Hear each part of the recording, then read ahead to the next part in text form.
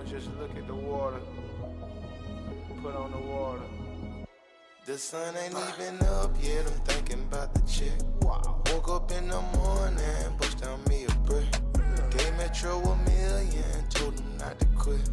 He still on his own 6, Gucci really rich. Put the keyboard in the kitchen, fuck some amazing grip. Jimmy Hitchman with the chip, man, I sold a lot of shit. Heard I kept them at allegedly, but I didn't bust it. The way they mixing up the medicine, I might just grow some drip. It's a bad bitch on the elevator, I'ma let her in. Let your hater be your motivator, I can't let you win. Evil genius, human calculator, stack it by the 10. Put the Lambo on the elevator, bring it to the den. Put them I stand by the balcony, I'm fly like Peter Pan. I'm so glad they turned their back on me, cause we weren't really friends. And it ain't even 10, and I woke up on a 10. And I don't need no pen, now I don't need no pad. The sun ain't even up yet, I'm thinking about the chick. Woke up in the morning, bust down me a brick. Gave Metro $1 million, told him not to quit. He still on his own 6, Gucci really rich. Put the keyboard in the kitchen, fuck some amazing grits. Jimmy Hitchman with the chip, man, I sold a lot of shit. Heard I kept them at allegedly, but I didn't bust it. The way they mixing up the medicine, I might just grow some drip. Gotta keep them snipers with me, dog. I got more enemies than 50, dog. He popped a burger, said he nodding off. On high alert, they just might pop it off. 11 o'clock, she popped the nutter off. That bitch so bougie, yeah, she bad enough. That bitch so thick, you know she lit enough. It's Gucci, man, you know it's bricks involved. The sun ain't even up yet, I'm thinking about the chick. Woke up in the morning, bust down me a brick. Gave Metro $1 million, told him not to quit. He still on his own 6, Gucci really rich. Put the keyboard in the kitchen, fuck some amazing grits. Jimmy Hitchman with the chip, man, I sold a lot of shit. Heard I kept them at allegedly, but I didn't bust it. The way they mixing up the medicine, I might just grow some drip.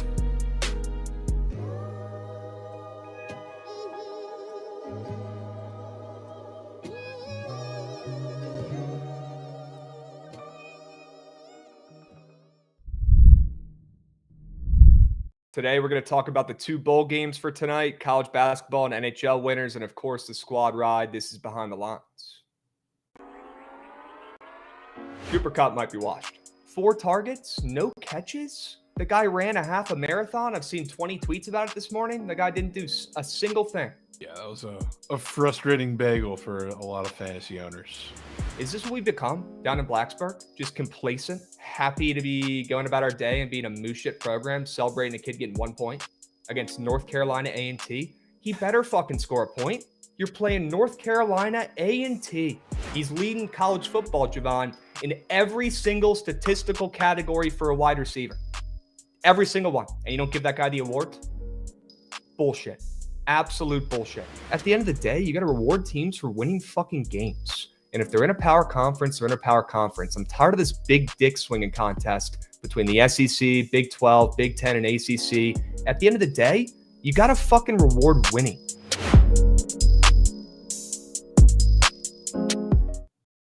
What's going on, chat? Happy BTL Wednesday, episode 605 piece. As always, hold the fry, joined by your 2 hosts, Krabs and Jovan, presented by Bookit Sports.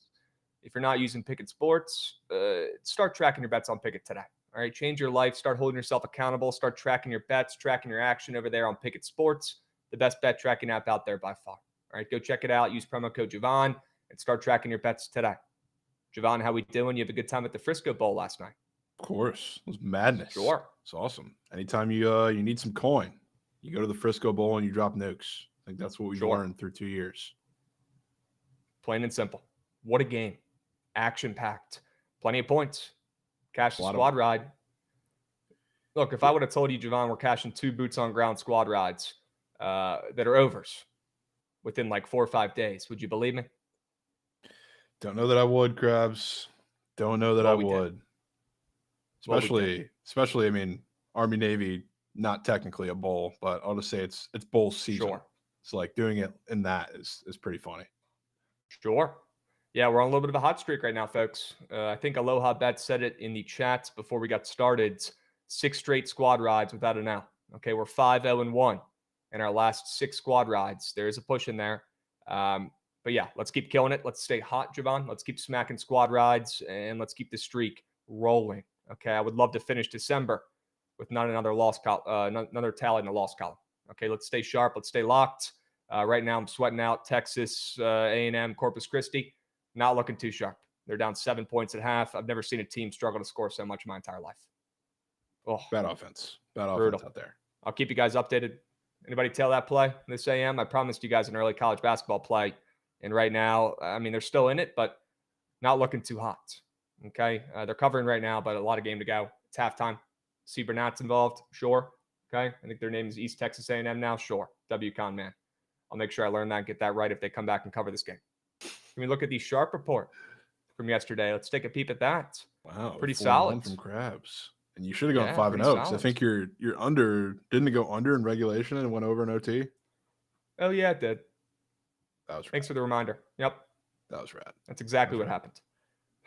Yeah, well, you should have swept. Thank God we had the Frisco Bowl because I started off with a couple shit wagers. Saber streak may never end. That over, I don't know, or that under was looking good through about 30 minutes, and they decided to start playing defense. So Frisco Bowl came through for some coin, and then the 4-piece aired.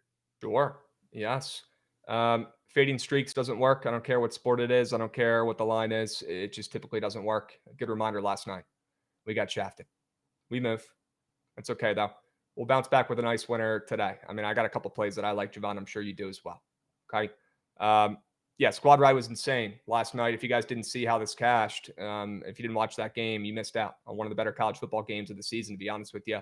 And Jovan, how it ended was absurd. That video you got, the interception and then fumble, and then they overturned it. Didn't even matter, but this clip is hilarious. We'll show you guys again. You guys are like 10th row as well. You guys are right up in that puppy.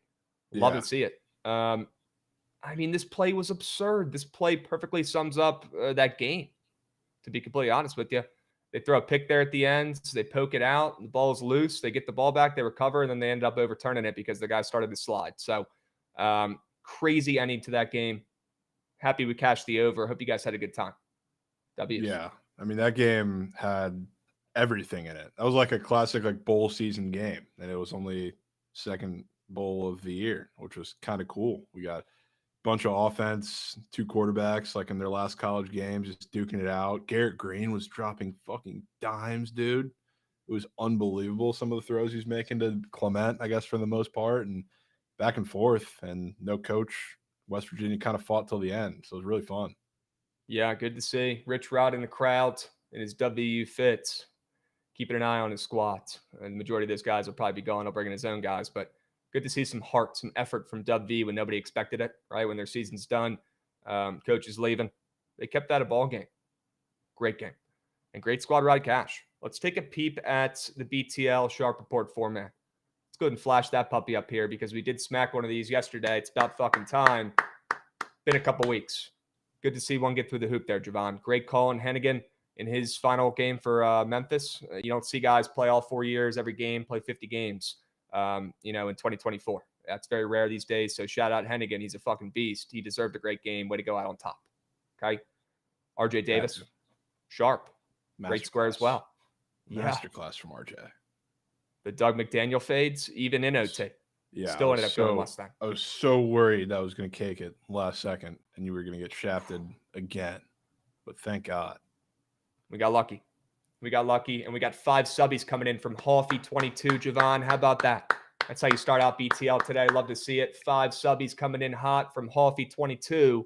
Blessing up the chat, blessing up the community. Love to see it. That's how you get BTL started. Dubs.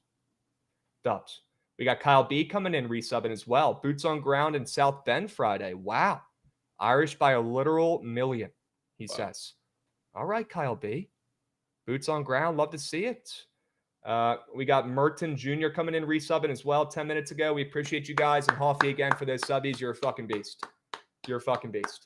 Okay.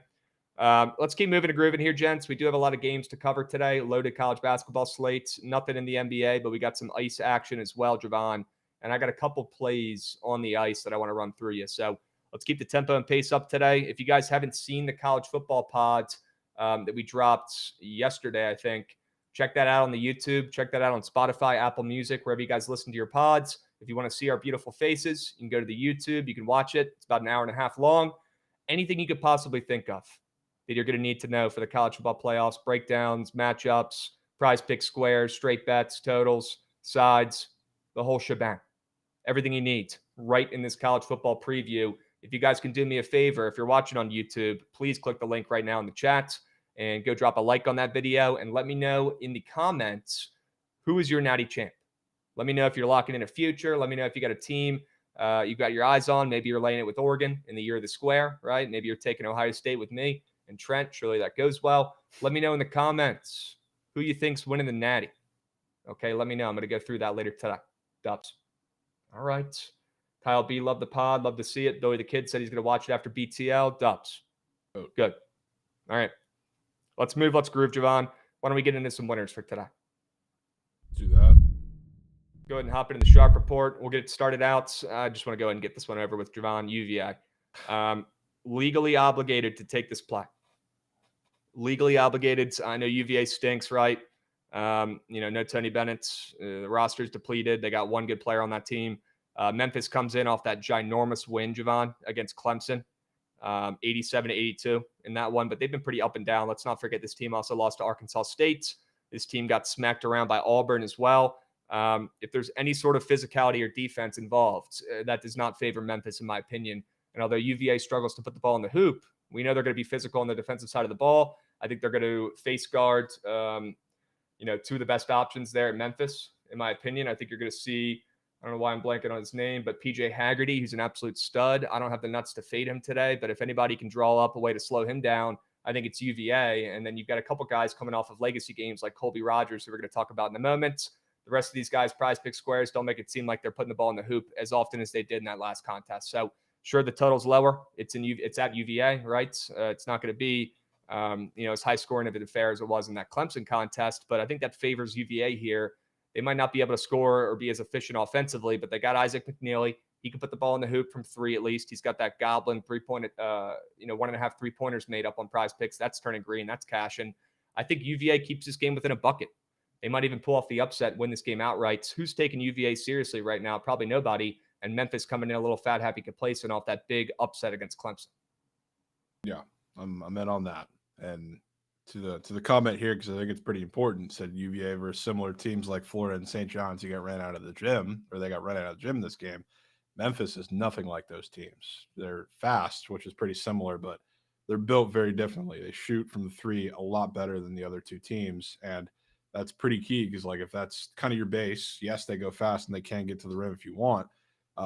If you play a UVA defense and you're kind of a 3-point reliant team, which they are by the numbers, that's kind of a much better recipe, even as a faster team, to run into some trouble against UVA. So I'm definitely in on that. I'll be tailing that with you. Yeah, they might not have Shaq in the paint to defend, an insane big man, but they can certainly defend the perimeter. And they're smart. They're not going to make mistakes on the defensive side of the ball. UVA, if they play their game, I think they can win this one outright. Hate to say it. It's coming from me, the biggest UVA hater of all time. Yeah. Okay. A couple other CBB plays. Wanted to force and put a college football play on here. Wanted to force and put a hockey play on here, but I'm trusting my guns and sticking with my favorite plays, and we'll talk about those other sports in a moment. Jovan, maybe the best game tonight that nobody's talking about, San Francisco, Bradley. If you're a college basketball fan, this game gets your blood flowing, right? Get your juices boiling. This is a great fucking game. San Francisco comes in 9-2. Bradley 8-2. I know they're coming off a loss, the Bradley Braves, but Jovan, this is a team I had circled preseason that I really like this year. They're always in the mix. They're very well coached, very disciplined, almost UVA-esque. And they play a ton of guys. They're very efficient, and I think it's Bradley's year. With them coming off a loss, I've been waiting very patiently to back this squad. San Francisco coming in off of 4 straight wins, a big-time win in their last game as well, where they took care of Sister Jean and Loyola Chicago. That was a big-time game for them. I think this is a little bit of a letdown spot for San Francisco on the road. They could come in a little fat, happy, and complacent against the Bradley Braves, who just got not smacked, but relatively dominated against Santa Clara. But Santa Clara's got some big bodies. San Fran, I'm not as worried about. Down low, they've got Tilly, but he's kind of soft. I think Bradley can dominate offensively in this game. And with that total opening up at 144.5, although it's on the way down, I do see some points, and I think that benefits Bradley here. And that spread is also flipped from Bradley being a pick'em to Bradley laying 2 points. At home, I'll back the Braves coming off a loss. Had this team circled before the season, and I want to fade San Fran off this legacy stretch. Yeah, I have no issues fading San Fran at this point. They've pissed me off enough this season to, I don't know, just from a couple games to where I'm fine with it, especially against a really good Bradley defense. I'm very in. Sure. Krabs, what a play with South Carolina. Went to the game, so put 5 units on it. Let's go, JJ Quack. Sure we can. Sure we can. Always the Gamecocks. San Fran is rat meat, second half frauds. Let's hope that stays true in this game on the roads against a very, very well-coached, disciplined Bradley team that has their shit together, even coming off a loss. Pax picks, 2 words, fat, happy, complacent. Yes. Good. All right. Got one more play for you guys, and then we can move to Jovan's action. Go ahead and give me Michigan. Give me the Wolverines. I talked about it on the preseason pod, Jovan. I said Michigan, no excuses. This team has to figure it out. It's a blue blood in college basketball that has not been trending in the right direction in recent years. Obviously had a different coach involved. And I really like what the FAU coach has brought to Michigan, Jovan, and it's working way earlier than I thought. They got a chance to hand Oklahoma their first loss of the season tonight. And don't be fooled, guys. Although Oklahoma might be the second team when you're looking at this game, it's a neutral site game down in Charlotte, North Carolina. So it doesn't really benefit either team, in my opinion. I think Michigan comes in this game and dominates in the paint. They have two stud big men in Vlad from FAU. You guys remember the Owls last year. And obviously, the studs, Danny Wolf from Yale. You remember absolutely balling last year, taking them to the tournament. I think they feed the heck out of Danny Wolf in this game, Jovan. I don't know anybody on Oklahoma who can slow down those 2 big men. And although Vlad's might be a more intriguing option, his prize pick squares don't make it seem like he's going to tweak. I'm going to go with old reliable Danny Wolf, who got off to a slow start this season, but he started to cook and carry this team. He's clearly the main factor, number 1 option for this offense.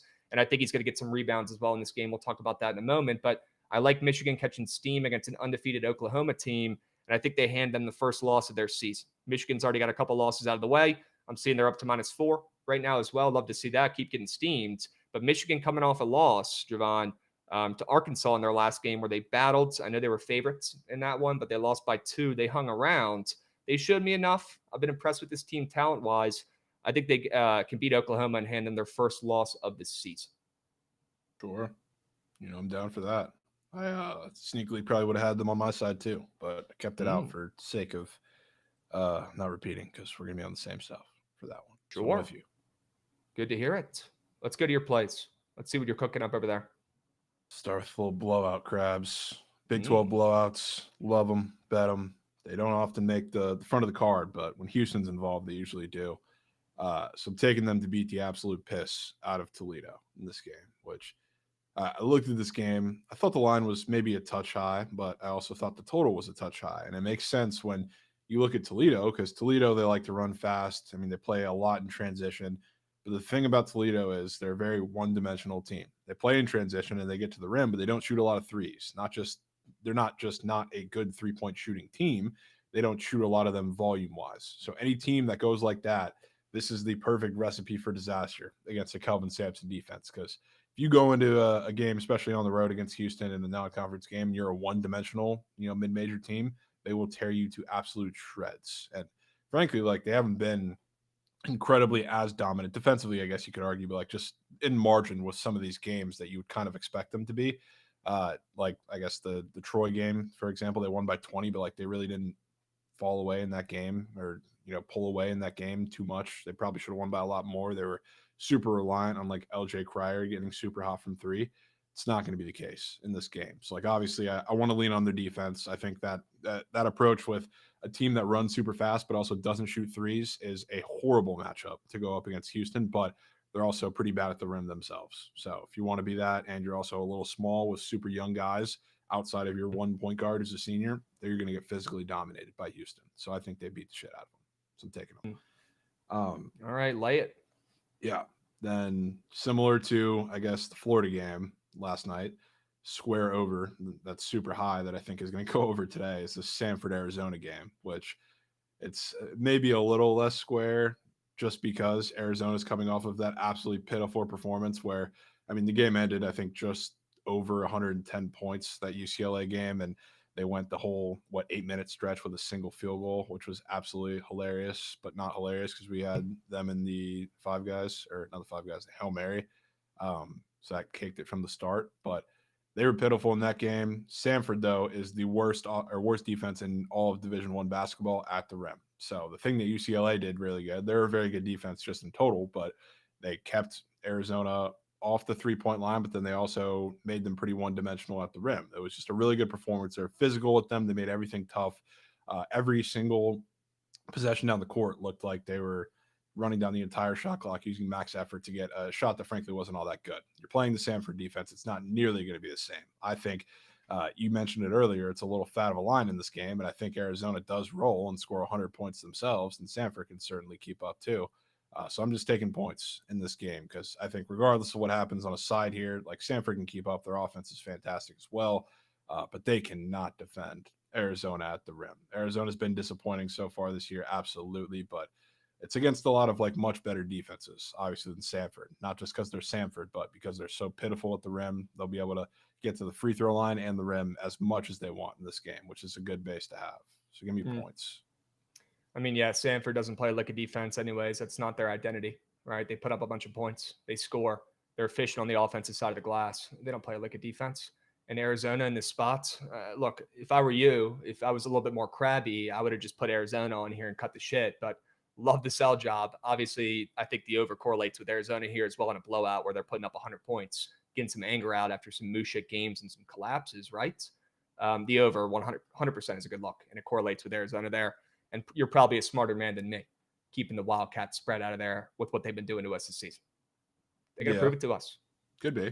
I mean, honestly, they're one of the reasons why I'm taking it, I guess, maybe a little crabby is not just because Arizona's offense was so bad, but frankly, their defense has been a little better this season too, which is a little surprising. Even in the UCLA game, I know their offense isn't fantastic, but it's the only reason they were in that game. It's because their defense was able to get stops against that offense. So I think now that they have a game where they know they can get out and run and again get to the rim at will, you're probably going to want to do it. And I mean, that overexposes their defense on the other side too. So I'm taking points. Arizona team total 94.5. I was about to put that by itself in here. Then I was just like, you know what? I really don't care all that much to keep Samford out of it. So let's make it simple. All right. Looks like we got second half tip off down there in East Texas A&M. See if they can keep it within 9.5 points. And we also took, what's his name? Scooter Williams on Prize Picks, Jovan. He's got 7 points. Yeah. I don't know what number we got. I forget, but chat, we did take Scooter Williams more than 12.5 points. Okay. All right. Come on, Scoot. What do you say, kid? What about that last play? An under on the ice. I'm interested. I want to hear about it. Yeah, no fun on the ice tonight in Minnesota, which it's against the Panthers, who, as we all know, greatest game maybe of all time last game. And I think there's 11 goals, 6-5, back and forth affair against the Oilers. They needed that off the 2-game shutout streak. They went and they got it on the road. Now they're still on the road going to Minnesota against Marc-Andre Fleury, which is probably the most interesting part of it all, because seeing him with this 5.5 total, it reminds me of last night. I think we talked about this a little bit when we were on here, but the Penguins had a 5.5 total against a team where the Kings pretty typically get 5.5 totals or super low totals, but the Penguins were involved, and then Nedeljkovic was in net, which I guess made sense a little bit because he's been the better goalie than Tristan Jarry by a pretty wide margin. I don't know why Jarry still even gets starts half the time, but felt pretty indicative that one team was going to be, in it a little more. I felt like that kind of deserved a good game from Ned, seeing a 5.5 total. This kind of feels the same, especially with it not juiced one way or the other. I know the Panthers have been on a pretty cold streak offensively, but they just broke that on the road in a cup rematch, which was super exciting that everybody saw. Now they're going against a backup goalie, a goalie who's in his little farewell tour and frankly hasn't been all that good outside of, the last game conveniently. This 5.5 total, especially with, I thought the Panthers opened very, very short. They've gotten steamed up a little bit since then. Kind of feels like they're not going to keep the momentum rolling in this game. And if they do, it's going to be from a pretty good defensive effort. And we know that comes from the Wild all the time. They're in a very open game, the Panthers were, against the Oilers, where they kind of invite you to tilt the ice against them and rip a bunch of HOGs. That is quite the opposite of the approach that the Wild takes. So feel like the Wild sit back in this game. Marc-Andre Fleury has a pretty good game, and it's pretty funny to do against a really good Eastern Conference opponent. But I think he might get a win tonight, which would be awesome. Like the juice moving towards the under in this game, plus 100. I'm seeing the opening line for that under. Now I'm seeing minus 115s for that under 5.5. So maybe that's goalie news related. I don't know. I don't care. It's still a great sign. It might be Barkov related, I would think, because he was supposed to play, or he was questionable. He's going to be a game time decision to play in Edmonton. He didn't. I could only assume that the Panthers getting steamed up probably means he's playing. I think he was at morning skate, so there's a possibility. So the fact that they're getting steamed up while the total is going the opposite way is pretty interesting. Any squares on Prize Picks make you like this under even more? I'm looking at Fleury's goalie saves. It's the only goalie square up in this game, I think. 27.5, pretty red. Would not mind that at all.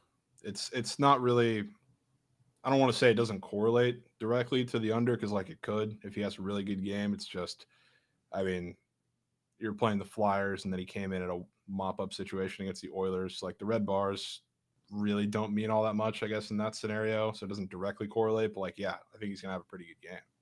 And you also don't want to rip and puck too much in a game we have the under as well. So. Like ideally, if I'm leaning into the Wild having a really good defensive game, which I think they do, they're really holding the team to minimal SOGs. But I mean, how much can you do that against the Panthers, especially when they're probably pretty hungry after finally breaking their shutout streak in Edmonton? I don't really know. I mean, look, you had me at taking an under in a Florida Panthers game after that 6-5 unbelievable game on the ice that we saw between them and Edmonton, the Stanley Cup rematch. All you had to say was, we're taking the under in that next game. And I'm in. Sign me up. Figured. Sign me up. Looks like East Texas A&M showing a little bit of heart, minimal. Nothing to write home about, but they're hanging around. 29-24 right now with about 16 minutes left in this game. So anybody who tailed, I'll keep you updated. I got eyes on it. Jovan, love those plays. I think very, very sharp. You're laying it with Houston with a really tough defensive matchup for their opponent tonight, coming in there against a pissed off Kelvin Sampson and co. They're on a little bit of a streak now after a couple losses. I think they dominate in that game and win by 30 or 40. That over in Arizona, I love, and I think Arizona does cover. I hate to say it. And that under on the ice after what Florida did in their last game, come on. Sign me up. I'm in. Let's go talk about some Prize Pick squares. You down? Take a peep at some of our squares on the Sharp Report here, gents. Fading Colby Rogers. This could be my less than CBB points fade for today after we cashed yesterday. But like UVA in this game, obviously going to be a different type of game with Memphis coming in Charlottesville. A little bit different than that Clemson game. It's going to be night and day, in my opinion, after they scored almost 90 points each team. This one, it's going to be more like 60 points each team. Okay, Colby Rogers coming off a legacy performance as well. His best game of the season, Jovan. This is when we fade, and he's the first square that pops up when you type in Memphis. And I think that's a pretty good sign as well, to take the less than after he's coming off of a 22-berg, I believe, in his last game. Well, everybody on Memphis overperformed offensively in that contest against Clemson. I'm not taking too much into it. Honestly, I think it's good to fade and sell high after a great performance. So in a game I like the under, in a game I like UVA, I'm going to go ahead and fade a Memphis player who I don't think will be as much of a factor in this game. I don't have the nuts to fade Haggerty. He might be just too good to fade as well. He's by far their best player, in my opinion. I'm not in the business of fading him. He's a stud. But I will fade Colby Rogers coming off a legacy game, and he seems to be a relatively popular square for CBB. He's got that fire emoji up there. So we'll fade and take the less than 11.5 points. Sure. I'm in for that. And I think your Danny Wolf square, I would assume, is supposed to say PR. Yeah, PR. That's on me. Shit. Points and rebounds. Good catch, Jovan. Yes, we're taking Danny Wolf, and this is kind of a square angle. This isn't like a nasty square that we're taking. Danny Wolf to get 23 points and rebounds combined. Again, for Oklahoma, there's really not a ton of interior presence. And I think if you're Michigan in this game, you got to feed your studs down low. That's how you win this game. That's the differentiator, in my opinion. And although I think Danny Wolf puts up 15 points in this game, and I like his more than points, I wanted to get the rebounds involved. And I think he gets double-digit boards in this contest, cleaning up shot from Michigan when they're missing some shots occasionally, putting the ball back in the hoop, hopefully. A couple second chances there. But I like Wolf. A little bit of a square here. But back in Michigan, I feel like they feed their star, who's been really carrying this offense, the last 4 games or so, playing some of his best basketball in a Michigan uniform. I think that continues against Oklahoma in this big game, and he comes through on his 23 points and rebounds combo, not points and assists. Okay? Yeah. I'm always down for some Danny Wolf. Sure. He's a stud. He's been a ball tonight. Noted. What do you like on Prize Picks? Start with Elijah Fisher. I guess both the squares are kind of late night, but Elijah Fisher gets to play a Portland State team. His numbers have kind of been down the last handful of games, partially because he's been playing much tougher defenses, but also because these defenses specifically have been kind of built to make him shoot from the 3, or at least, keep him off of the rim pretty much. So he likes to drive. He's not the biggest 3-point shooter. The last handful of games, teams have made him that. Much better defenses too, like I was saying.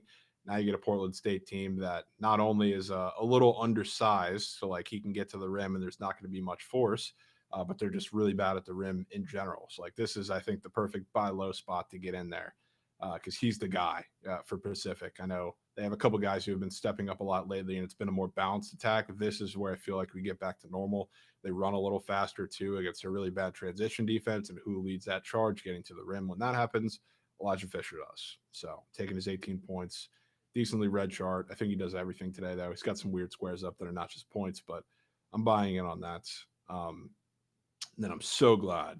I don't even think they win the game, but I'm so glad we get to tap into Jay Knott today because all season, A, he's been hurt, but B, he's had a lot of these running backs like Javian Thomas and Caraway and some of all these other guys who have been mooching into his carries. It's going to be really, really different in this game, partially because at quarterback, Fernando Mendoza, I think, was much better than I even expected this season, which is why they were not shy to air it out for the entirety of the season, not just when they were down in a game. When they're up in a game, they were slinging on early downs. He's gone, and he's probably going to be a Georgia Bulldog if all things go right.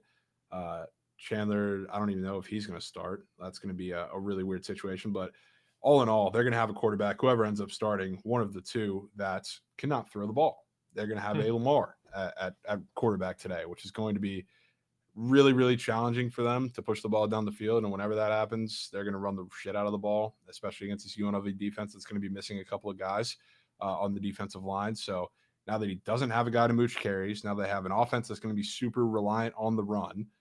And this is all likelihood, just like Seth Hennigan last night, and Garrett Green, I guess you could say, is probably his last collegiate game, or at the very least, if he does stay, he ain't staying at Cal. So yeah, no chance.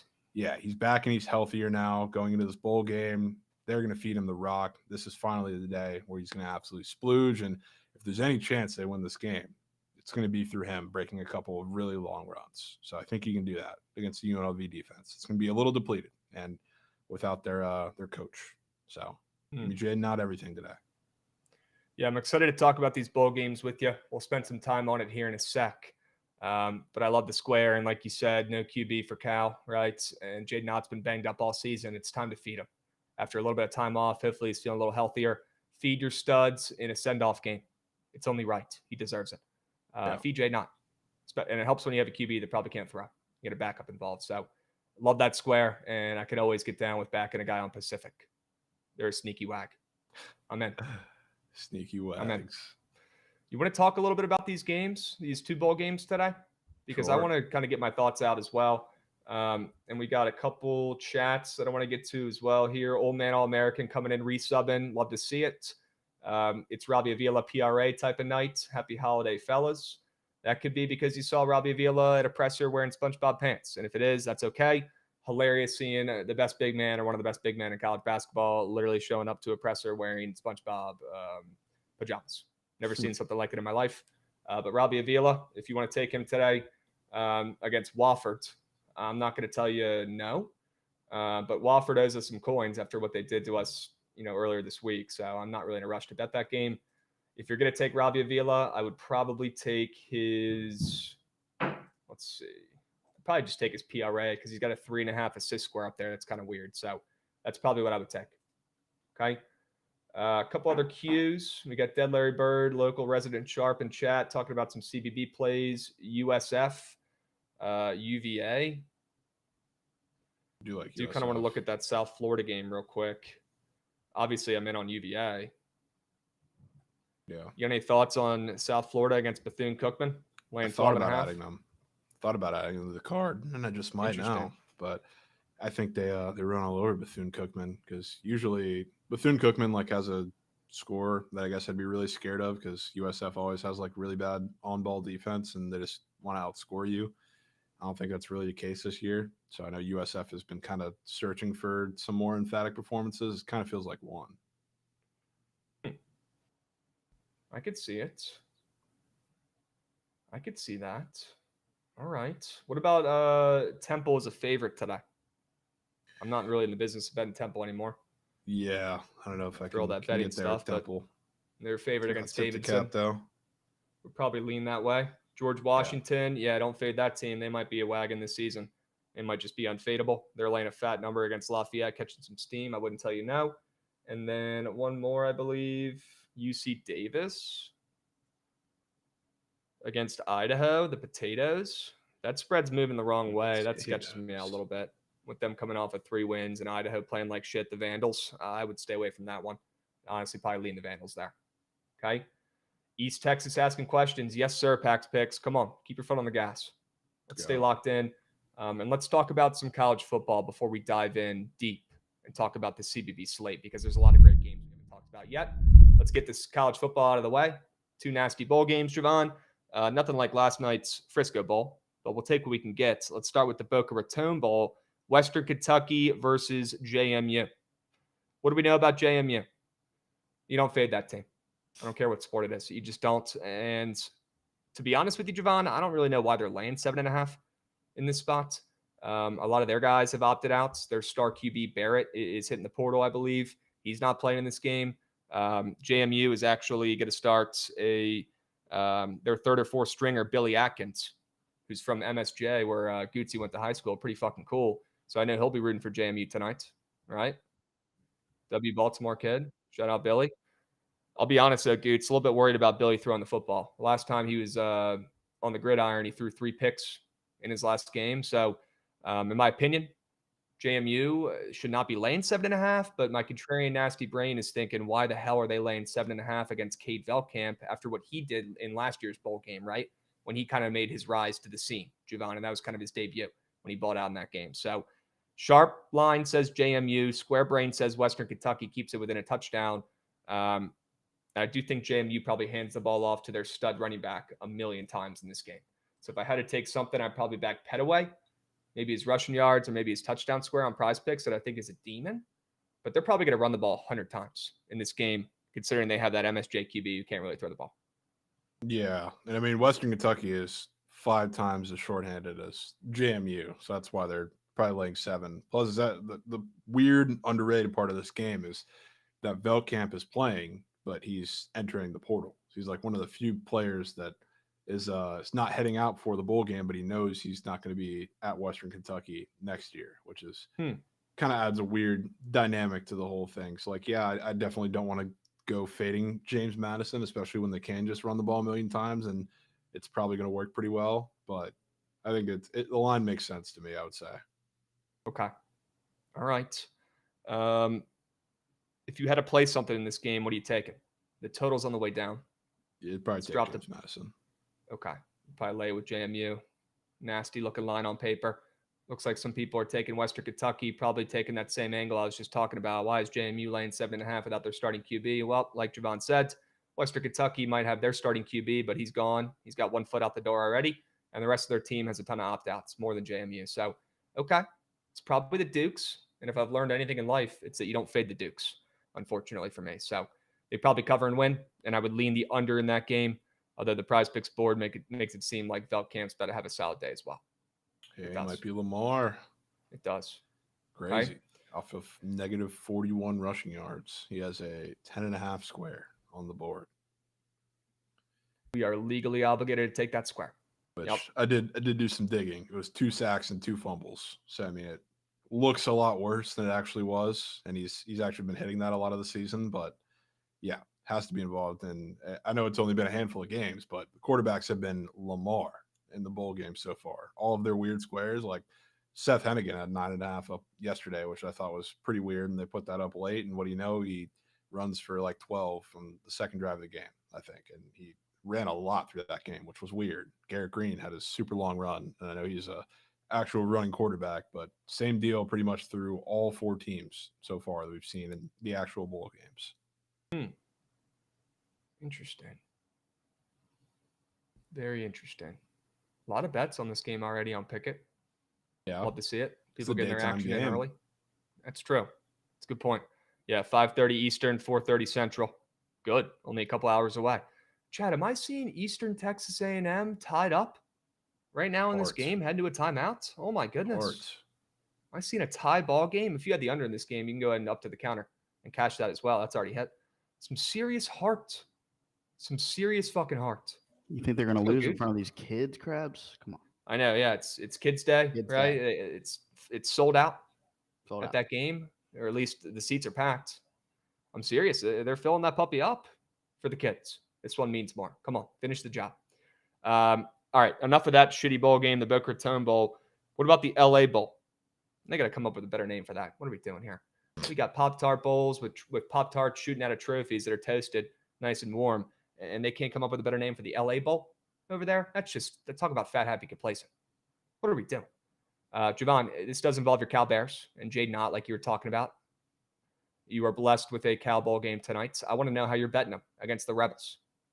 I don't want to bet them at all, frankly, Krabs. Okay. I really don't. And it's partially because I've watched both Chandler Rogers and, God forbid, it ends up being CJ Bailey. I mean, I've watched both of them play football and play quarterback, and they are incredibly one-dimensional quarterbacks. They cannot throw the ball. They only run the ball. And I think that's great for Jay Knott, because when he has a mobile quarterback a part of it, it kind of adds a little dynamic offense for a little bit. And I think they're going to lean on Jay Knott a lot, but just for the overall outside of that game, I don't think it looks very pretty. And it's an odd situation too, because like on the other side, you have no coach, no OC for UNLV, and they're going to be missing a couple pieces on the defensive line, and I think a piece or two on the offense. I don't know if we still have seen if Ricky White's going to play. I would hope for his NFL draft stock that he would, but who knows at this point. So I think the offense for UNLV is going to be just fine, and it's a little concerning that I cannot rely on Cal to move the ball, I think, very much at all, unless it's with Jay Knott. So maybe they'll stick in it. I don't think they go in and just get their absolute shit pumped, but I do like UNLV. So do I. I think they're a good look on the ML. I like the under in this game as well. This game's going to be gross, nasty. Oh my God, I wish you guys could see what I'm seeing watching this Abilene East Texas A&M game. It's legitimately Kids Day at the arena. They pan to the crowd. There's a million kids jumping up and down, going bonkers, like they were offered free $100 boxes of candy. They're going nuts in that arena right now. That could be the difference down the stretch. Last 12 minutes. They got an atmosphere down there, Jovan. You should have gone to the game. Shit. It's a little far, Krabs. A little far down there? A little far away, yeah. All right, and they immediately give up the lead as soon as I gas them up. So I'll go ahead and put that game away, and we'll go ahead and lock back in here. Gotta be better. We'll go ahead and lock back in here. What are we sweating early? Took it with Brent, sweating out East Texas A&M plus 9.5. All right, they just tied it up. They might have Shaq in the paint right now. He's throwing it down. Let's fucking go, boys. Sure we can. Sure we can. I like UNLV in this game, Jovan. I think the best way to bet this game, if you have patience and restraint, you wait till UNLV goes down early. UNLV, I feel like, gets out to the worst starts of all time. And I could see Cal feeding Otts first series. He fresh legs, drives him down the field, and Cal either puts up a field goal or, maybe even finds pay dirt and finds the end zone. And UNLV once again is playing from behind. I would not be shocked. And me personally, with my confidence level, I almost put UNLV money line on the sharp reports. I think it's a little too juicy at this point. I'm probably going to wait and see if they go down late or go down early, and see if I can get a live bet in, maybe around a pick 'em or maybe even plus money. If Cal scores a touchdown first, that's probably how I'm going to approach this game. I also like the under in this game, and I think it's going to be a slow burn. So hopefully Cal drives down, milks some clock, gets a field goal, and we can live bet UNLV. Yeah, I'm down for that. I think that's a smart way to go about it. Okay. All right, Jovan.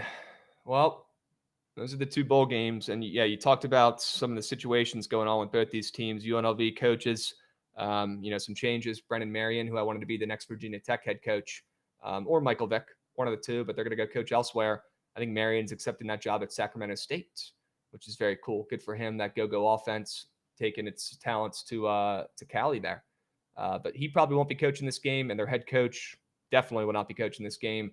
And teams that don't have coaches have not really been winning or covering games so far in bowl games over the last couple of years. But in this spot against Cal, down to their third or fourth string QB, like you're saying, it's probably going to be CJ Harris, the Ohio transfer.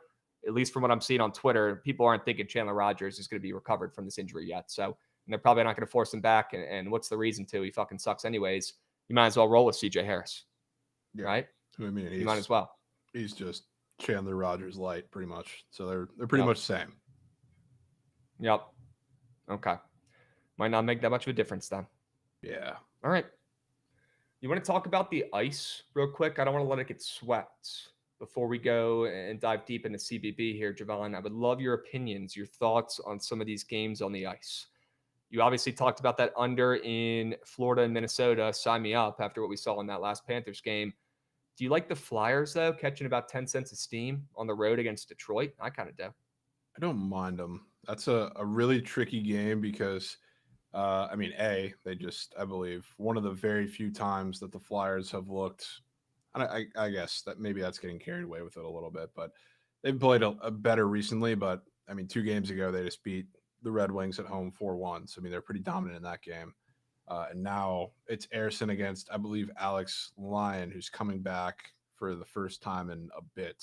So, I mean, it looks maybe a little easy, in my opinion, to take the Flyers, which is kind of why I'm off. I would not mind goals in that game because I don't like backing goalies after long layoffs either when they first join the lineup, and that's the case for Lyon and the Red Wings. It seems like it's going to be today. So I would not mind just going with an over in that game with 2 Moose teams. Okay. Some points or goals, I guess. I could see it. Yeah, maybe Philly looks a little too easy. I could see that. We got, hey, it's Matt in chat saying, just got word he's going to be boots on ground in South Bend on Friday. Good for you, Matt. Enjoy it. Grab a hot chocolate. Enjoy yourself at that game. All right.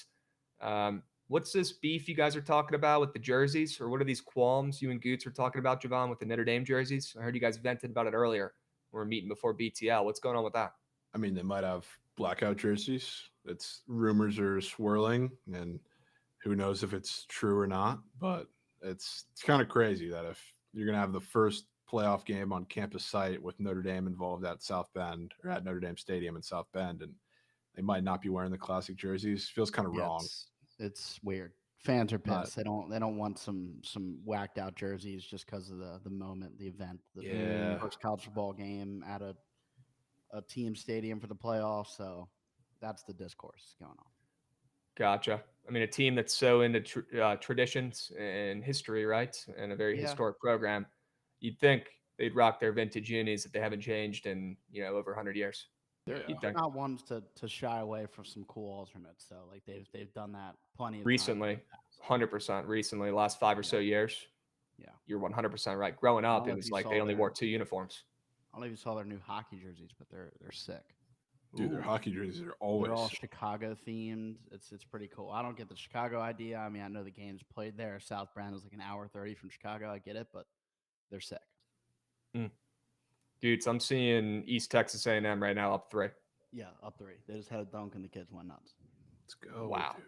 For the kids. This one means more. Kids, man. You want to inspire some of these kids? You could have the next LeBron James in the crowd right there. And if you don't go, you don't win this game outright as plus 9.5 point dogs, he might never follow his dreams or pursue it in the crowd, right? He might give up. Pull through, finish the job. Don't give up. We still got a lot of time left. And whoever said in chat that this zone is getting nice, yeah, this zone is fucking settling in for East Texas A&M. They are settling in like concrete on a hot afternoon. Settled. They're playing great. Abilene Christian looks like they've never seen a zone in their entire life right now. Finish the job. Finish the job. Up 3 at the free throw line, 8.5 minutes left. Finish the goddamn job. Please. All right, for the kids. This one means more. All right, Jovan. No Flyers. You talked me off of it. That's fine. Toronto, Dallas. I don't know if you have any thoughts on that, but want to go ahead and give you the stage. That's another really weird game because I like the over. I kind of do too. I'm worried that it might make a little too much sense. Okay. But there's a weird Jake Ottinger's 2.5 goal square on Prize Picks, the only one up there. It's like that's why I'm kind of sticking around. But the only thing that scares me a little bit is the fact that the Stars are super. I don't know if they're going to be super shorthanded in this game, but the flu's running through their team. So like they called up an AHL defenseman, so I assume that means somebody's going to be down, if not a couple people, in front of Ottinger today. So like he's been pretty solid lately. I think 2 goals in the last 2 games. So the square looks pretty weird, but so does, I don't know. It feels like the Leafs at plus money against the Stars, who are going to be sick. Feels like, especially with the shortened board today, like a Caps on the road against the Stars situations where it looks like kind of the easy grab at plus money. So I'm worried. God, man, you can't lose that game last night if you're the Caps. Can't, dude. Can't lose that game. Can't. 2 in a row. I told you, man. Something's up. I could smell it in the air over here. Caps are due for some else. Could be dead. Caps are due for some else. Mm-hmm. But this, I guess, line-wise, this is pretty similar to when the Stars did play the Caps. And what was it? 2 games ago, I guess, for the Caps. Last game for the Stars. It's like it's a pretty similar line, similar game. And the Leafs do kind of own them. So it's a little worrying because it seems, in my head at the very least, like I see a 6 Stars team. This is finally their chance with the Leafs coming off a pretty bad loss too, to get it together and beat them again. Okay. All right. Under in Florida, Minnesota. Do you like the Utah Hockey Club against Vancouver? Because I do. Do you like the Hockey Club tonight? I don't mind him, yeah.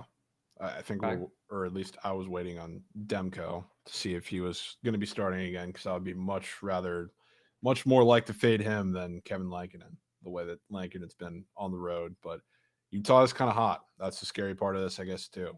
They've been on an absolute roll. Their offense has been seamless in every form of fashion. Power play has been fantastic. They've been super aggressive. So, like, it works against the Canucks. So if it's Demko, 100% in. Haven't seen if he's confirmed yet.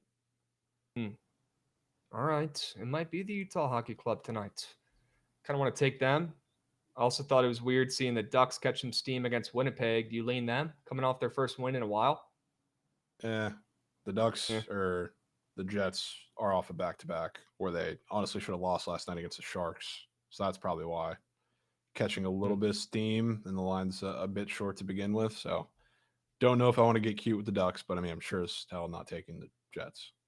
Okay. All right. Yeah, my favorite play on the ice, besides probably just tailing that under that you brought, that was an unbelievable sell job, that Florida, Minnesota under, probably Utah Hockey Club. And I can see myself getting to the counter, potentially locking them in here, catching minimal steam, about 5-10 cents, nothing crazy, but kind of want to fade Vancouver tonight. Yeah. All right. Let's head to the hardwoods. No NBA tonight. Okay. I think we do have surge today, ZDZ. Goots will correct me if I'm wrong, but if he's heard anything different, but there should be a surge right after this as well. Let's go ahead and head to the hardwoods. Let's talk about some of these CBB games. Okay. Let's head over there. Jovan, I wish there were some more early games in CBB, but there was only a handful of them this AM. They finish up, and then we got some, early night games as well. I will save you the trouble of talking about Binghamton and Mercyhurst, because I'm assuming you don't have a play in that one. Yeah, we can go ahead and move. We can go ahead and move and groove onto that Creighton and Georgetown game. That's probably the first good game starting up. Are the tables turning in DC at Cap One Arena or in Georgetown, Jovan? Ed Cooley getting those boys playing all right. Not looking too bad. I'd say they're trending upwards and Creighton's trending downwards with how the season started for both these teams.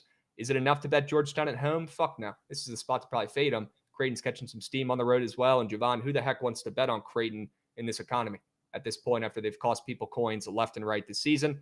I think it's probably Creighton laying 4.5 on the road. If you want to buy low on them, you won't see me with a slip. Fading Georgetown right now with their momentum. They've won 4 of their last 5. They finally have some confidence, some swagger. And at home, I really don't want to fade them and back Creighton. But looking at that line, moving up, I'd say I certainly lean the Blue Jays on the right. Yeah, I probably do too, especially because obviously RIP, not rooting for injuries, but I like Creighton a lot more without Pop Isaacs than I do with him. And especially now that he's not going to have to take over and be a center part of the fold when realistically Kalkbrenner should be getting every single touch on every single possession. It's fine by me, especially against that Georgetown defense, because they've been much better offensively, but the defense is still probably equally as bad as it's been all year. I'll tell you what, they also return, I don't know why I'm blanking on his name, but Ashworth for Creighton. He's been back for a couple games, but he's starting to settle in as well. Yeah, it should be a little, pick and roll situation going on with him and Kalkbrenner, right? Let's keep it simple with Ashworth and Kalkbrenner. Feed your two studs. No need to get cute. Well, Pop Isaac's gone anyways, but there's not going to be as much shot jacking. It'll be more of an actual Creighton Blue Jays offense, and maybe that's what they need.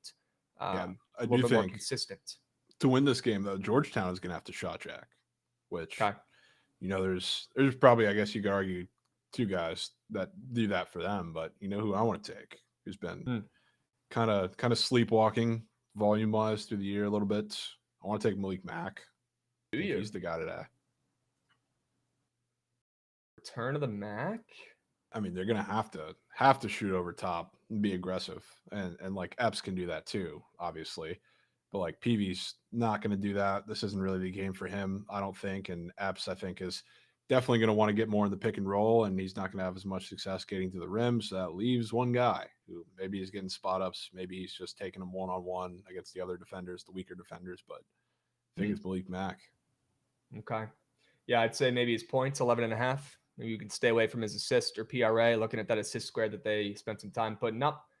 Might not typically have a Malik Mack square up, considering he's not a GOAT. But he's got a 3.5 assist square up, Jovan, after career high or season high, at least 8 assists in that last game. So maybe it's just points for him. Yeah, well, you know why? Because that last game was against Syracuse, which you know what the strategy is for Q's. Get Eddie Lampkin out of the paint and let everybody cut because he ain't getting back there. And I haven't gotten to take this kid yet this season, Jovan. I'm very happy you brought him up. The Harvard transfer, right? Yeah. I'm excited to back him, and I'll watch this game tonight as well. Malik Mack. I'll keep that in the queue. All right. Love that. Any other angles, squares, plays in this Creighton game? No. Okay. Looks like East Texas A&M is tied right now. They're starting to lose a little bit of momentum. They just had a terrible turnover. Still a lot of time left in this game, guys, 6 minutes. So we got to hold on because I'm starting to notice Abilene Christian getting their swagger back too. Right, you got some points to play with, Krabs. You got some points to play with. We do. We need this game to end ASAP. All right, let's keep looking at some of these earlier CBB games for tonight. Chat, if you guys have one, or play an angle, a question, a prize pick square on a game that you see up on the screen. Once we start getting to it or talking about it, please drop them in the chat. Let us know what you guys are liking, or if you have any questions. I feel like I have to bet Queens just out of respect today against, I don't know why I'm blanking on their name, Mercer, but that might just be a home or bias play.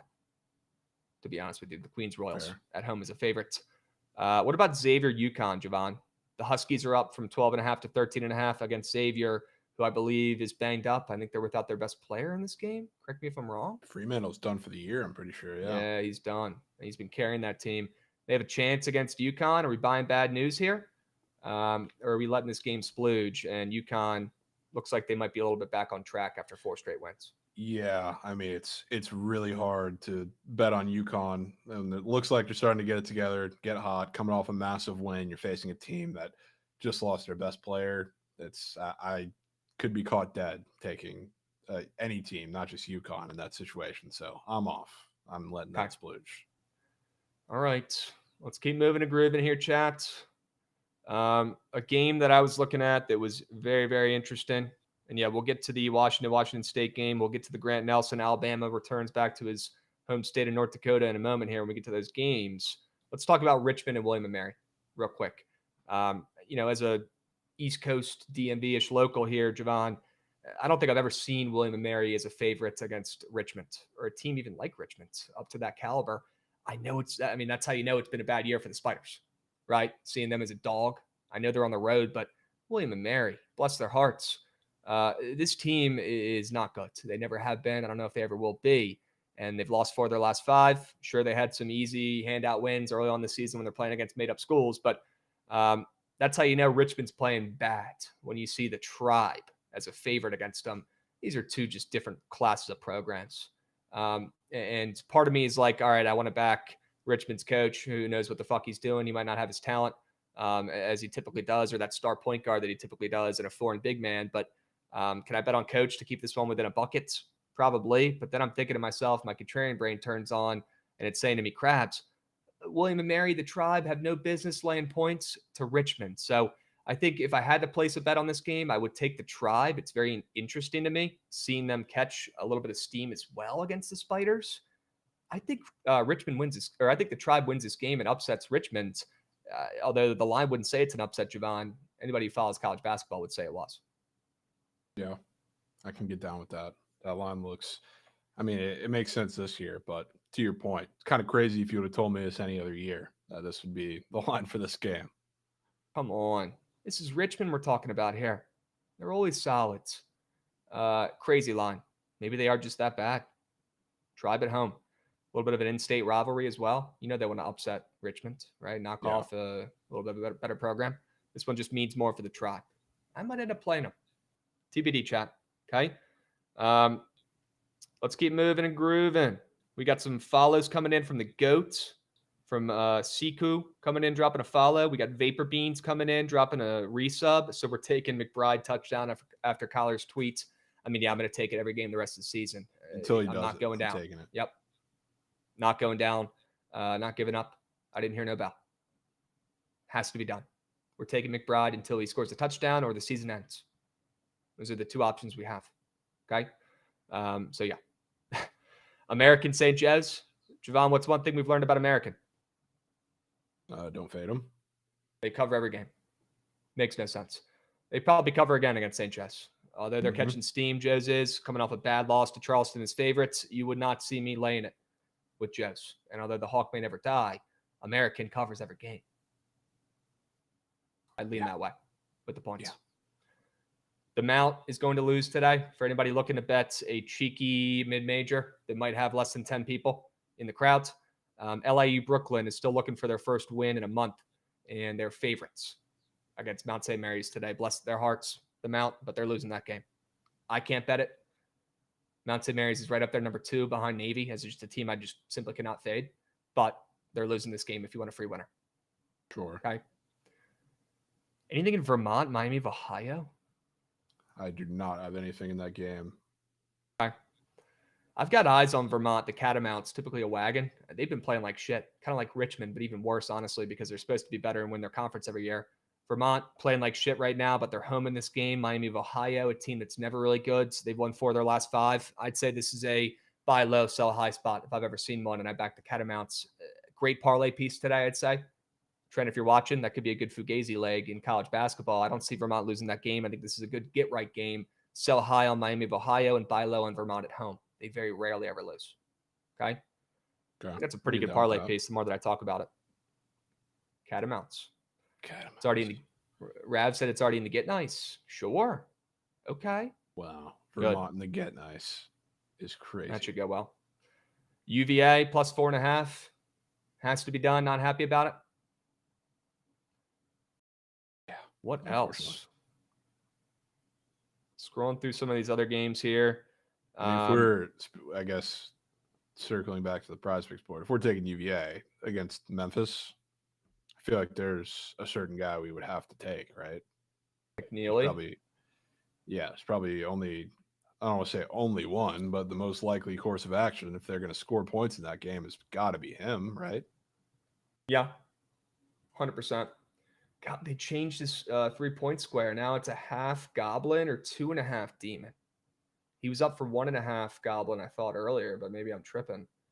Now it's a half goblin, probably even more juiced. Let me odds check real quick for you. Okay. Yeah, I mean, Liam McNeely, he's really the only spark plug or guy on that offense that puts the ball in the fucking hoop, to be honest with you. And the 2 threes is minus 275. Huh. So I guess maybe too juicy for the gob. Well, they have a half 3-pointer made now. Gob, that's probably minus 500. So. Oh, I didn't even catch that. That's not even, it's not even listed. Yep. That should go well. Sup, fellas? Underrated game tonight. VCU, New Mexico. We're 100% going to talk about that, Shark Lark. Don't you worry. Jovan, if you wanted to take Liam McNeely, obviously we're not taking that half 3-pointer made. So maybe you could take that 2.5 demon. Let's be real here. If he's scoring, it's probably not from, the interior. It could be some free throws. Yeah, it could be some free throws. But it could be the rare time UVA gets out a little bit in transition. Or, I mean, he could also facilitate that. He says, I don't know. He's got PA up there, PRA up there. Get a look at that assist square. Not looking 3.5 crazy. demon assists. Maybe it's just PA, dude. 17.5 PA. Yeah. 15.5. That could be for the Liam difference. McNeely? Or Isaac McNeely. We're talking UVA. Other McNeely. Dude. Are they brothers? No, it's spelled differently. Okay. He's UVA is McNeely with a K. Interesting. You think it's his points and assists, huh? Yeah, it probably has to be. Okay. Yeah, I was looking at the wrong McNeely. God damn it. All right. I'll go ahead and put that in the queue with Malik Mack, more than 11.5 points, the Harvard transfer. Okay. Sure. All right. What else you got, Jovan? Any other late-ish college basketball games that were catching your eye that we haven't touched on yet? Not so sure, Krabs. Taking a quick stroll. I got a couple that I could bring to the fold here. Number one, obviously, we already touched on it, but Bradley. That's in the Sharp Report chat. We're taking Bradley against San Fran. Has to be done. God, there were a couple other late night games that were looking at me kind of funny. VCU, New Mexico. Really good college basketball game tonight. I would lean the under in this game. I don't like this line move for VCU. Who's playing some really good ball right now. A team that I had circled preseason that I really like. Shoga's a studs. They convinced him to come back. They must have matched the NIL deal, price match guarantee. He's back. He's carrying that offense. They're solids. They're coming off of 4 straight wins. But New Mexico hasn't covered in a month. And you don't fade that team at the pit. Plain and simple. That's literally rule number one when looking up how to bet in college basketball. You don't fade that team in the pit. So I'd say the under in this game, and maybe VCU's defense. They probably press a little bit. They probably reign supreme, and they're not scoring as much as they have been. And New Mexico, we know they could turn it up on the defensive side of the ball as well at home. I'd lean the under in that game. Yeah. I don't know if I can get some nasty unders in that game, but I don't know. The game's pretty weird. I guess, again, back to squares. If VCU is going to stay in the game, it's got to go through one guy, right? I mean, Shoga. Yeah. Not that he's the only option there, like a McNeely, but as far as facilitating in a game where they're going to be sped up a little bit, that goes through Shoga. They have an assist square up for him? No, just take everything for him. All right. Yeah, it would probably have to be. He's everywhere. Yeah, I mean, it's just an everything game for him. Okay. I know I think he's coming off a Rodman performance, which is probably a little less than ideal, but yeah. All right. Philip Russell's up there on the board after a couple bad games too. That's interesting. All right. Alabama, North Dakota. Giovanni, you want to give the people a breakdown of why this game's kind of cool? Yeah, I think most people know at this point, but it's scheduled really only for Grant Nelson, so he could have a homecoming game. He went to North Dakota State, and he's playing his former in-state rival, hometown, with all of the fam going to be in attendance. So, I mean, you're probably going to see a shit ton of Grant Nelson points today, and I will not say a word about it because it's probably going to hit. It's literally the game they only scheduled for him, and everybody knows it. So, probably going to feed him. I think the game's going to have points too. North Dakota's not scared to run, and they're not the biggest. So as far as Grant Nelson being a little bit of a matchup problem, I would not be surprised at all.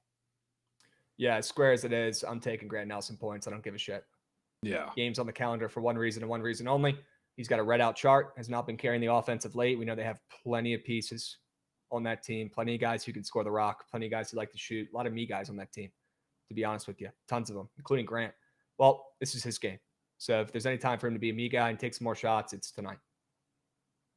I'm in. Yeah. I'm in. Goots, looks like we got East Texas A&M at the line. Tied up 61-61, minute and a half left. Nobody said it was going to be easy. Please no OT. Please no OT. Please. And they just took the lead. Let's fucking go. Come on, boys. Finish the job for the kids. For the kids. All right. Wouldn't mind them missing the second free throw as well to keep it within an odd number. Couple other late games, Jovan. Shout out Scooter, by the way. Is Scooter doing yob? Got 14.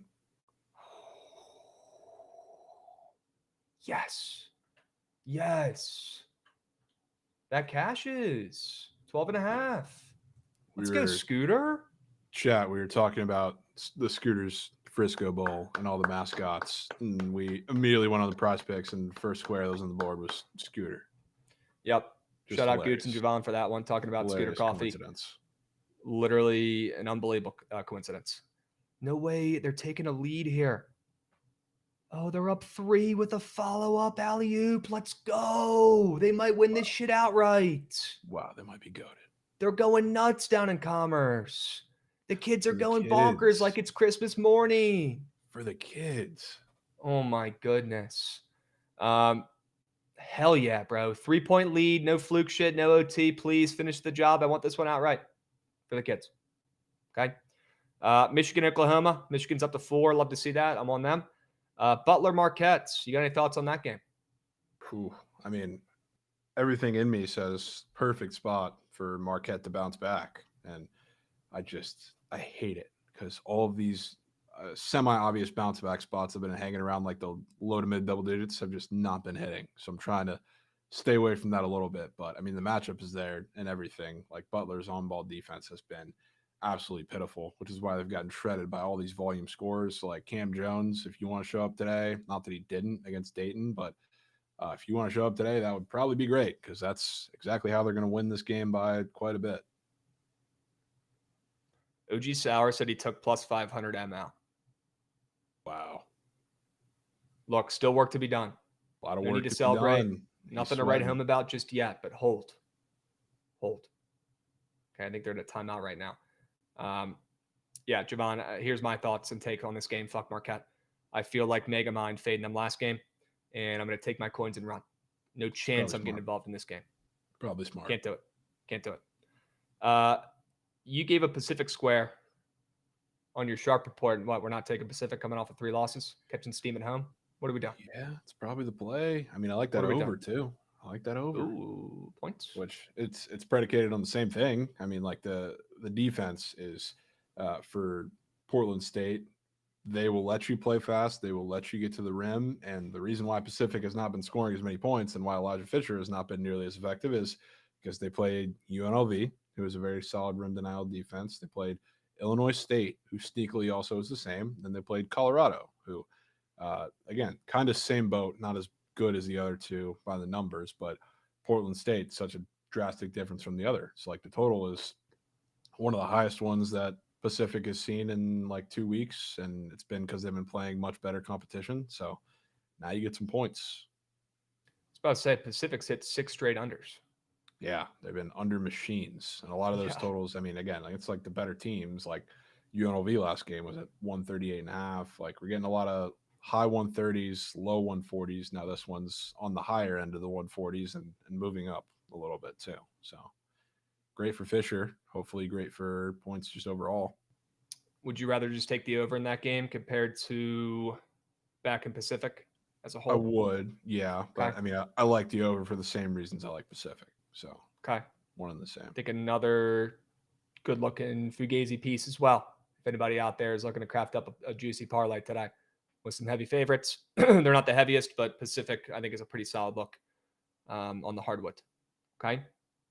Cal State Northridge opened up like 9.5-point dogs against the Trojans. That stuck out to me. I know the line has moved, but come on now. I talk about sometimes opening lines matter more than closing lines, and this is one of them right here. Circle this puppy. Cal State Northridge, the Matadors, maybe the most underrated mascot in college basketball. The Matadors open up single-digit dogs to the Trojans. Guys, Bronny James went there, and they're not laying double digits. What are we doing? You kidding me? Yeah. Jovan. I don't know who's doing it or how they're doing it, but Northridge is keeping this game within single digits. Probably. Okay? The only Spread's only moved to reason 12. I don't even care. The only reason, because like I saw the line early last night and I was like, what the fuck? That doesn't make sense. And I still don't, even with the move. The only reason I'm kind of off and I'm just going to let it splooge is because they're coming off a game against Cobb Holly. Well, not only did they score 100 points, 100 plus points, but they were lights out from the field, Krabs. I mean, they're not a big 3-point shooting team. They didn't jack them up too much, but like they went 8 for 14. Damn near 60%. They shot 50% from the field overall. So like now you're playing a much better defense. Obviously, you're not going to score as many points against Cal Poly anyway, but or against USC compared to Cal Poly anyway. So there's probably some regression coming. Yep.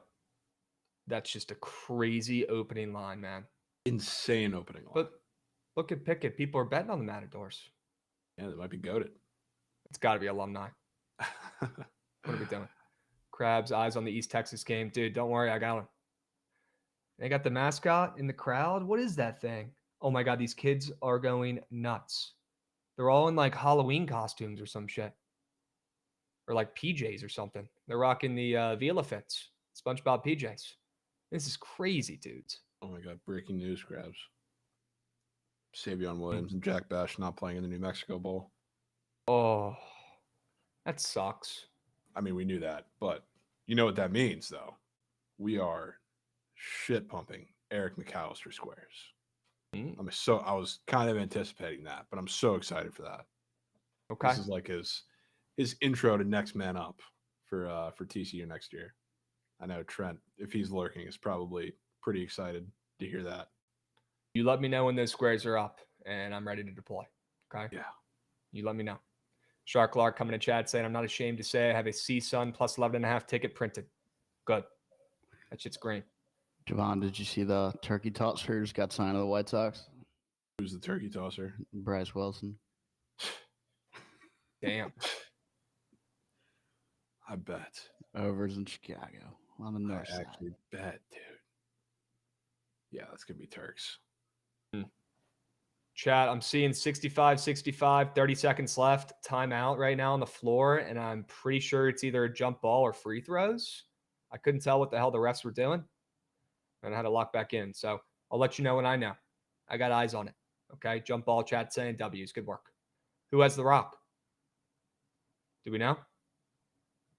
Doesn't matter. Somebody put the ball in the hoop. Please, no overtime. Please.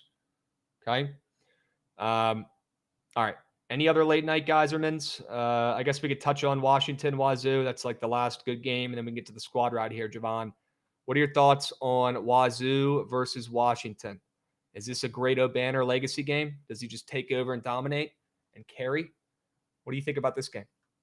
Yeah, I mean, I would kind of think so. So, I mean, Osibor should have a day. I just hate fading. Not that I've done it too much, but I've thought about it quite a few times, fading Washington State, because I think they just might actually be kind of good. So yeah. I'm a little worried. I do feel like, I guess I already have a super square over in here in the Arizona game kind of, but it's probably as 1B to the option of that, because I think in the paint, both these teams are going to score at will. So like that's where the matchup is won and lost. Up to. Wow. Up to playing some defense. Come on. Want this shit outright. UC Davis to offset the Christmas shopping. I can't do it then, Larry Bird. You're going to have to fill me in on what you're seeing in that game. I'm not loving it too much, but you let me know if it's anything like some of those plays you gave yesterday. I'm interested. And Jovan, I'm interested in Greta Osabar and his squares for this game tonight. Have you taken a peep at some of those? I know you said it might be too easy for this over, but it's a high total. I could see this being a square over. That we already like a couple, but who's to say Great Osabar doesn't come through and drop 18 points in this game? Or maybe even it's just his points and rebounds. I'll definitely not be the one to tell you otherwise. Yeah. I think we keep his assist out of it. He's got a weird 3.5 assists that's pretty green, actually, and just go with his points and rebounds. That guy ain't passing today. Sure. Come on. I'm looking at a 4-man right now, Jovan. Malik Mack, more than 11.5 points. Isaac McNeely, more than 15.5 points and assists. Grant Nelson, more than 14 points. And Great Osabar, more than 25.5 points and rebounds. I kind of like that. That's a 4-man that I could get behind. And I'm happy to say it again here for Goots, who's putting these puppies in on the screen so you guys can see him. I think he's missing the UVA kids. Isaac McNeely, more than 15.5 points and assists. Should be the final Infinity Stone there. I think that matches up with what I've got. Let me zoom in. Yep. Malik Mack points, Grant Nelson points, Great Asabar, 25.5 points and rebounds. And then Isaac McNeely, more than 15.5 points and assists. Okay. Is that one not up? My trip. Okay. That's okay, Goots. That's okay. Good job. Please let me lock it in on my PC. Bang! Let's go. We're going to have a day. Huge. Jovan worked yesterday too, and we smacked the BTL Sharpboard 4-man. So maybe that actually is the difference. Wow. That could be the literal difference. It actually could be. All right. I put $100 on that. Goods. I can drop the link as well if you guys want to get involved. Happy to drop that real quick, and then we're going to get to the squad ride here. Gootsy, if Jovan's ready, we can go ahead and hop to it. I want to see that damn train. Let's craft up a squad ride, W. Ready.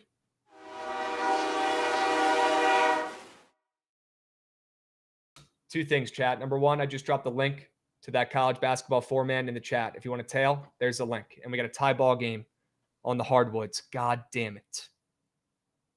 God damn it. We might be going to OT. All right, keep me updated, chat. Let's lock in here. We got to cash a squad ride. We have not lost a squad rides in our last 6. We are 5-0-1 in our last 6 squad rides. Check the data. W's. Good work, Goots. Let's stay hot, and let's keep moving and grooving. Jovan, where do you want to start? What is your favorite straight bet you heard today? I don't know. Maybe you take the reins. I mean, I like Houston. That's probably my favorite play. Big spread though, Okay. But I think you have some more confident reads on the books than I think I do today. So I'm not mad kicking it to you for a little bit. Okay. Well, I would be pretty blown if we don't see UVA and Bradley involved. Yeah, I'm down for that. Okay. Put those 2 in. UVA plus 4.5, I believe still. Somebody correct me if I'm wrong. If you guys don't have eyes on this East Texas A&M game, now's the time. I mean, they're going bonkers in that place right now. They're going nuts. I've never seen something like it. UVA plus 4.5. Bradley ML. Jovan, I'm looking at your place. Dude, I think that under on the ice is the best play you have. But if you're looking at me in the eyes and you're telling me Houston is meat on tape, your favorite play, I'm not going to tell you no. Yeah, they're definitely my favorite play. Okay, we're putting them in. They still laying 29? Can get a quick check.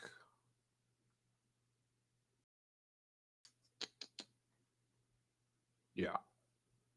Okay. Do you want to involve that under on the ice? I'm very down to involve that under on the ice. Absolutely. Okay. Let's run it. 2 plays from each of us. 4 plays, chat, to choose from. Please pick the best sell job you heard today. Click the right button like you've been doing. And gosh, man, Commerce to the free throw line or an and 1 there before OT. People are saying OT in chat. I'm seeing up 2 going to the line. Let's go, Commerce. Get those votes in, chat. 4 plays, 4 winners. Please click the right button. We got Surge starting up right after this. Apologies for not being too dialed. This Commerce game is absolutely nuts. And this game is not going to OT. So whoever said it was, what the hell are you talking about? I'm seeing them putting the ball in the hoop with 1 second in incredible fashion. You're going to see that on SportsCenter later with the kids going absolutely nuts in the background. Unbelievable. Unbelievable. Heart. 2 words, chat. Heart. That's all that is right there. No talent involved. All heart. Love it. 4 plays, 4 winners, chat. Get involved. If you're watching on YouTube, that's great. That's fine. That's cool. Make sure you're subbed and get your ass over to the Twitch chat so you can lock in your squad ride vote in the poll. All right, you got a minute left. 4 plays, 4 winners. UVA plus 4.5. Bradley ML. Houston minus 29. And the Panthers Wild under 5.5. And would you look at that? Whoever's operating the scoreboard in this game. Yeah, Bradley's run away with it. Jovan, whoever's operating the scoreboard in this game is fucking up the entire game. It's actually tied. They're not winning. Yeah, they got a putback, but they called a foul on the original basket that he missed. That was the putback. So he's going to the line now. But they're reviewing some shit right now. Oh my God. This is your guys' introduction to Southland basketball. Is the fucking scoreboard operator hammered right now? What is going on? He's been messing up the entire game. Yeah. Any of the Southland teams that are not McNeese, I guess, or maybe Corpus Christi, really, they do the scoreboard that's directly linked to the stadium scoreboard. So it's always Moose. It's always rat shit. Unbelievable. They might have one of those 5-year-olds fucking running the scoreboard operating it. Is what it looks like right now. What are they doing? Jovan. People putting the ball in my court tonight. Bradley Braves. Not expect that. Neither did I. I can't say I'm blown about it. I kind of like it. The Bradley Braves tonight in what is sneakily, in my opinion, the best college basketball game of the night. If you're a college basketball head, it's not a ranked matchup tonight. It's San Fran against Bradley, two great mid-majors going at it, trying to keep their, at-large bids, I guess, alive at this point. But we both know that's not going to happen. It's a big game for both these squads tonight in Bradley and San Fran. And I'll take the Braves to get it done. All right. Love it, chat. W's. Great stream today. Stick around for the surge stream starting up right after this. Pitch Trent a winner, please. And let's hope this kid makes a fucking free throw here. I'm watching it. Did he make the first one? Missed the first one. Missed the first one. He's about to shoot the second one here, and then we're going to wrap it up. Make your free throws. 1 second left. He's got one free throw left. Put it in the hoop. Just one. And it rattles around. It goes around the hoop 4 times, Gooch. How did that not get in? 4 times it went around the hoop. Holy shit. Outright. Outright. That's how you start the day. Trent, keep the momentum flowing. Stick around for the surge stream. We'll catch you guys tomorrow, same time, same place. Squad Ride Bradley ML. We'll be.